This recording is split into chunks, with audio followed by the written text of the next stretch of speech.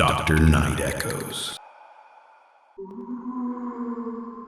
I worked as a police dispatcher for 10 years.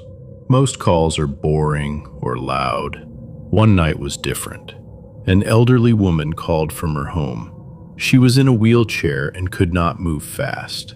She was crying and her voice shook. She told me an intruder was in her garage. She heard her husband scream. Then the house went very quiet. She had the phone right next to her bed. She begged me to help her. I told her the police were coming fast. I told her to stay very still. Suddenly, I heard a wet, tearing sound. It sounded like someone ripping a heavy piece of cloth. Then I heard her drop the phone. She did not scream. She started to make a thick, gurgling noise. It was the sound of someone trying to breathe through liquid. I knew her throat had been cut. I stayed on the line for 3 more minutes. It felt like 3 hours. I kept talking to her. I told her to hold on. I told her she was not alone. The attacker did not say a word. I just heard his heavy boots walking on the wood floor. He sounded calm. The police arrived and kicked the door down. I heard them shouting. They found her in a pool of red. Her husband was dead in the garage. Amazingly, the woman survived the attack. The doctors saved her life. The police caught the killer a week later. He was only 17 years old. He did not know the couple. He told the police he just wanted to know what it felt like to kill. He picked their house at random because the lights were on. He wanted a thrill. He is on death row now. I still have dreams about that gurgling sound. It sounds like bubbles popping in a thick soup. I can still hear her trying to tell me she was scared. I never worked as a dispatcher again after that night. Some sounds never leave your head. I worked as a police dispatcher for 2 years. Most nights were quiet. One night, a woman called and spoke in a tiny whisper. She was hiding in her bedroom closet. Her ex-boyfriend had smashed a window and climbed inside. He was walking through the house to find her. He did not sound angry. He was not screaming or throwing things. Instead, he was whistling. It was a slow and steady tune. I could hear his boots hitting the floor. He kicked open every door he passed. Each loud bang was followed by that calm whistling sound. I stayed on the line with her for 10 minutes. My heart was hitting my ribs. The woman kept telling me she was going to die. I told her the police were almost there. Then, the whistling got very loud. I heard him enter her bedroom. The sound of his breath was clear on the phone. Suddenly, the whistling stopped. He was standing right outside her closet door. For 30 seconds, there was pure silence. I did not hear the woman breathe. I did not hear the man move. I thought he was leaning his ear against the wood to hear her heart. I was sure he was about to open the door and kill her. I held my own breath until my chest hurt. I waited for a scream that never came. Suddenly, I heard a huge crash. The police had kicked in the front door. They ran up the stairs and tackled the man. They caught him just as his hand touched the closet door handle. When they searched him, they found a long hunting knife. He also had a large roll of silver duct tape in his pocket. He did not say anything when they took him away. The woman survived, but I had to quit my job. Now, I cannot stand it when my house is too quiet at night. I still hear those 30 seconds of silence. I always feel like someone is standing behind a door, waiting for me to breathe. I was a paramedic for 10 years. My partner used to be a police dispatcher. He told me about a call that still makes him cold. A man called the station one evening. He sounded very calm. He did not sound angry or sad. He sounded bored. He told my partner that he had just killed his wife. He said he was sitting on his front porch. He was waiting for the police to arrive. My partner asked if the man had a gun or a knife. The man said he did not have any weapons. He said he just used his bare hands. He told my partner he was finished now. The police drove to the house with their sirens off. They found the man sitting in a wooden rocking chair. He was covered in dark red blood. He was just staring at the sky. He did not move when they walked up the path. His wife was dead on the kitchen floor. The scariest part was the recording of the phone call. In the background of the tape, a dog was barking. It was a loud and fast bark. The dog sounded terrified. Then the man spoke on the phone. He did not yell. He just said one word in a very low voice. He said, "Quiet." The dog stopped barking instantly. There was no more noise from the house. It was like the animal was too scared to breathe. The officers found the dog later in a bedroom. It was not hurt at all. It was just huddled in a dark corner. The dog was shaking so hard its bones rattled. That man's voice was the coldest thing my partner ever heard. It did not sound like a human voice. It sounded like something dead was speaking. I have seen many bad things in my job.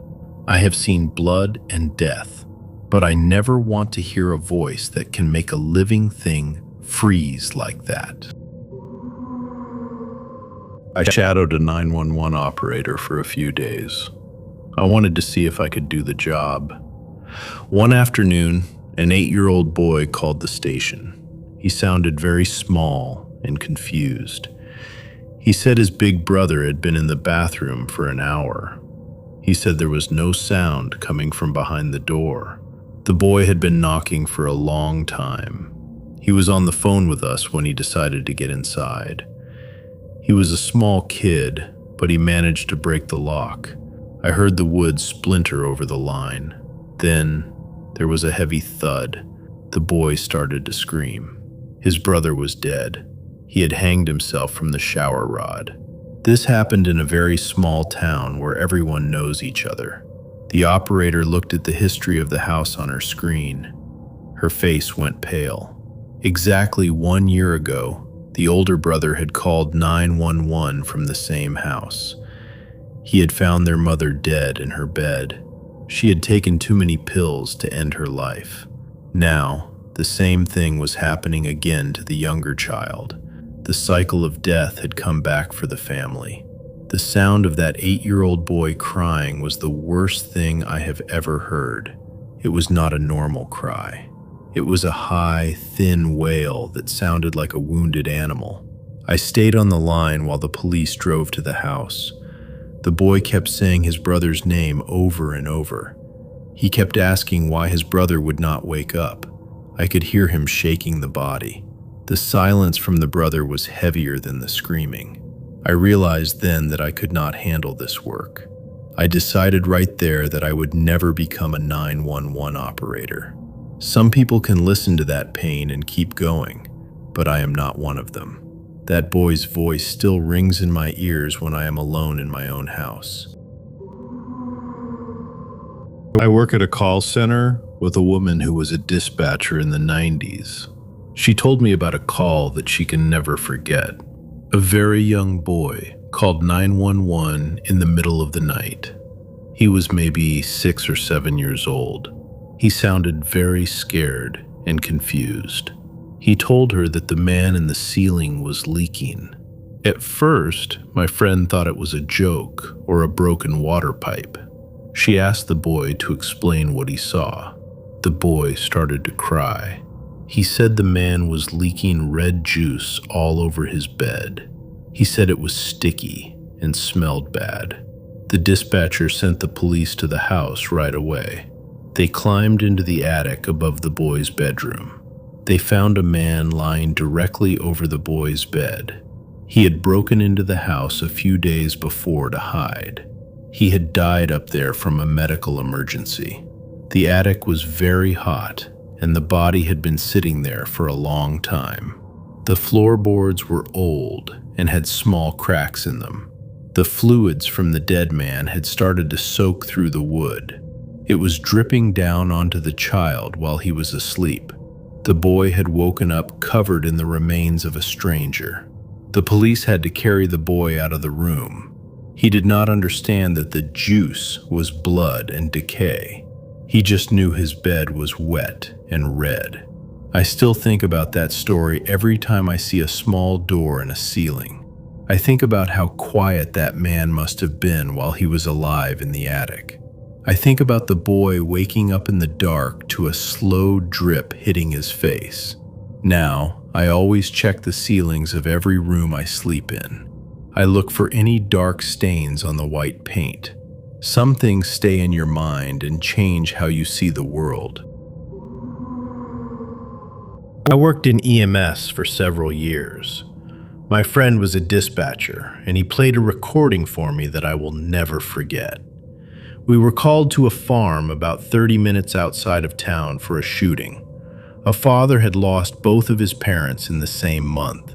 He was so broken by grief that he did not want his family to feel that same pain. He decided to kill them to spare them from the loss. He shot his wife and his 2 children. One child was a 13-year-old girl. He shot her in the head, but she did not die. She stayed conscious and called 911. The call lasted for 30 minutes. The girl was sitting on her bed with a bullet in her brain. Her dead family was on the floor around her. Her father was standing in the room holding the gun and watching her. The girl's voice was totally flat. She sounded like a robot. She told the dispatcher, "I have been shot. My family is dead. My dad has a gun." She was in so much shock that she could not feel anything. There were long silences on the tape where you could only hear them breathing. They just stared at each other for 5 minutes at a time. The dispatcher kept asking if she was okay and if the man was still there. She gave short, one-word answers. Finally, the sirens got close to the farm.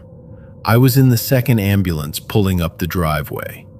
On the recording, you hear the father walk out of the room. Then, there is one loud bang. He killed himself right as we arrived. The girl survived the wound, but she lost her entire world in 1 week. My friend was a hero for staying on the line, but he never wanted to hear that tape again.